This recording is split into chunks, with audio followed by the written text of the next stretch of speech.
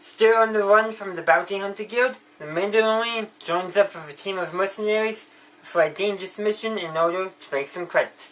I'm John Berry, and welcome to my review of The Mandalorian Chapter 6.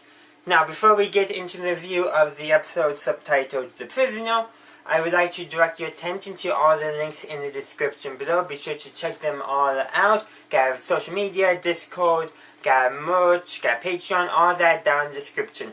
And while you're down there, check any of them out, and on your way back up to the video, think about pressing either the like or the dislike button, depending on whether you enjoyed the video or not. You can wait till the end to do that. I'm just plugging in right now.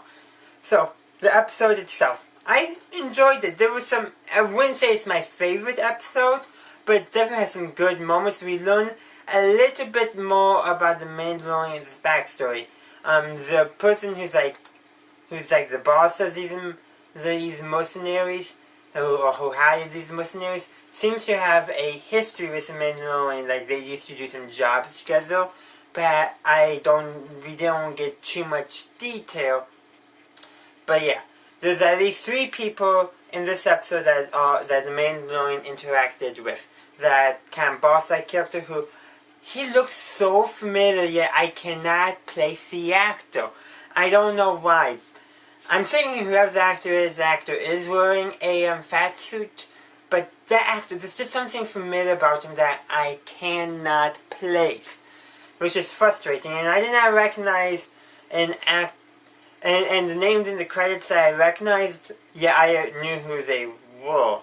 I did not recognize this actor's name at all, but he looks so familiar, and yeah, just how I put it out. And then there are 2 Twi'leks. The Twi'lek female from the trailer we see in this episode, and then her brother's the other one. And actually, her brother's a prisoner that they're going to rescue. So you have the Mandalorian, you have former Imperial sharpshooter who specifically was not a stormtrooper. He himself said so, in response to the Mandalorian kind of dismissing his abilities because he was with the Empire. So kind of confirming that stormtroopers are not sharpshooters. Even though that does kind of contradict with what Obi-Wan said in A New Hope, easy enough. They were the run-of-the-mill troopers. You know, they didn't have to be the best. They had to inspire fear. And they probably were more precise than Tusken Raiders. And that's probably what more Obi-Wan was going at. That the stormtroopers are more precise than Tusken Raiders. But let's stop talking about A New Hope, shall we? Then we also get a droid who, you know, the Mandalorian doesn't like droids, so there's that. And of course the Twi'lek female who's named, I just forgot, but she and the Mandalorian apparently had some kind of past, though. We're only led to guess. So, yeah, let's just guess away. I'll let you do that. Let me know in the comments down below. And of course there's a Devronian who's also the 5th member of that team, plus of course the Mandalorian. And the Devronian is a Muslim man. At a point in the episode, all the lighting goes red, and man does, you know, it really plays up how the Devronian, the very first one we saw, was very much just wearing a devil mask in the cantina of A New Hope. Which I thought was neat. And yeah, so they go to rescue this prisoner who's on a New Republic prison ship, or prison barge, whatever term you want to use. And of course the Mandalorian, we get an impression that he does not really want to run afoul of the New Republic. But, yeah. So they do that, they rescue the prisoner after destroying some of the security droids. Actually, first they stop by the control room, and there was one New Republic security officer there, and there was supposed to be nobody there. And so we kind of had, what's the term? Basically a standoff where, like, everyone's pointing a blaster at everyone else. Pretty much, not everyone, but the idea that everyone's holding a blaster at each other, and the Mandalorian's like trying to just fuse the situation because he does not want to kill the New Republic security officer, because he doesn't want to run afoul of the New Republic too much. But the Twi'lek woman ends up throwing one of her throwing knives at the New Republic officer, killing him, and all of a sudden the tracking beacon he was holding got activated, which is what the Mandalorian specifically wanted to avoid. So now they have about 20 minutes before a New Republic strike force arrives to assist whatever, assist with the situation going on, i.e. stop the people who are causing trouble, which is the Mandalorian and the people he's working with. And when they get the prisoner, they freed him, discover that it's Twi'lek's brother, and then they shove the Mandalorian into the cell. But he gets out. He waits for a security droid to come around and grabs it, pulls the arm off so he can unlock the cell from the inside, which is kind of a security problem when you think about it, but it does make sense. You want the security droids to be able to get out in case they get locked in. Makes sense. And he goes and then he gets to the control room again, and what he does, he closes all the doors, he turns on red lighting, and it's very much a, they use horror techniques really in filming it.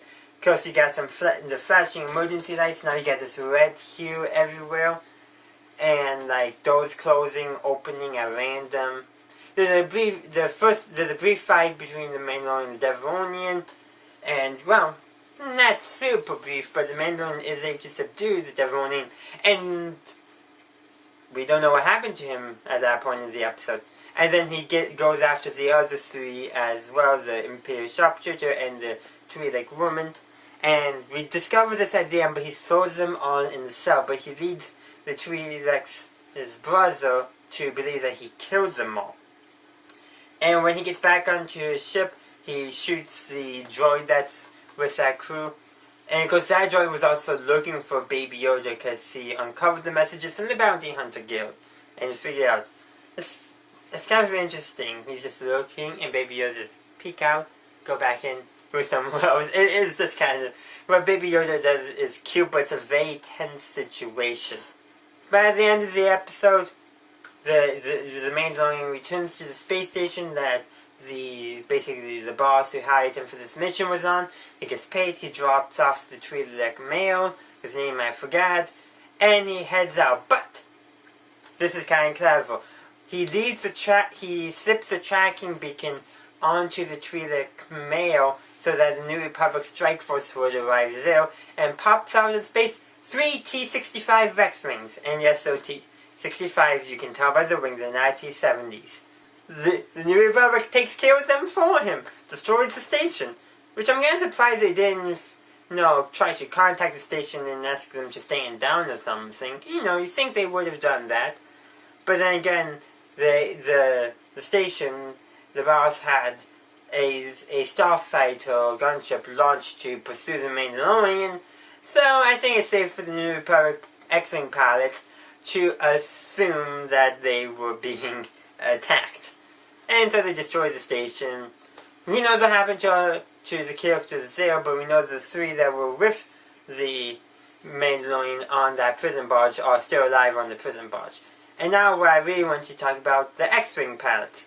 There were, of course, 3 X-Wings, 3 pilots, and one of them we all should recognize. The character's name is Trapper Wolf, and it's played by Dave Filoni. I rewatched that scene twice to make sure, and I checked in the credits, yep, that's how I knew the character's name. But it's he got a cameo appearance as an X-Wing pilot named Wolf. And Wolf saw one of his favorite creatures, as we know from Rebel Recon and some other sources talking about the Clone Wars, but particularly Rebels Recon as well. We learned that he really liked wolves.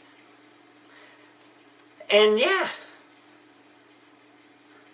And then of course there's 2 other pilots, a female and then a black. I don't want to say African American pilot because there's no Africa and no America in Star Wars. But yeah, the actor though looked very familiar. I don't know why. He's another one that looked familiar, but I couldn't place him. It's I feel like I've seen him somewhere before. And the female pilot, no clue who she was. Actually, probably the credits would have told me. But nothing, jogged my mind. Sometimes I may recognize an actor, but where did I see them before? That's more often where I'm going for. But alas, I don't recognize every actor, nor do I remember where every actor came from.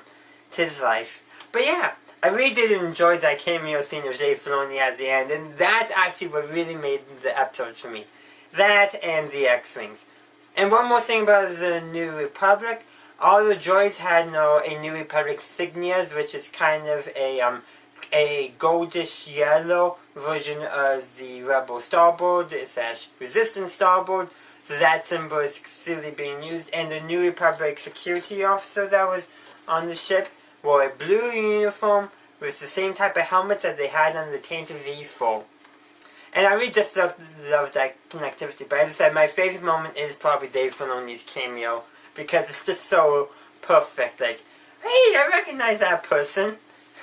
It's just nice when, nice when you recognize cameos, first of all, because you don't always recognize cameos, especially some cameos, but like this, clear as day, and I just loved it. It made the episode for me. Thank you for watching my latest review of Star Wars: The Mandalorian Chapter 6. If you enjoyed my review, please leave a like and dislike if you didn't enjoy it. It all is engagement after all. Also, let me know in the comment section, what did you think of this episode? Did you enjoy it? Is that even a word? Whatnot, just let me know in the comments down below. I would love to hear from you. Additionally, please consider subscribing to my channel, and you can get my videos in your subscription feed, and if you want to be sure you get notified, there's this little thing called the bell that you can ring. And, of course, check out the links in the description as I plugged earlier, including my Patreon, where you can help support my channel financially. And that's really all I have for you today. Besides, thanks for watching, and as always, have a good day, a good night, wherever you are. May the Force be with you, always.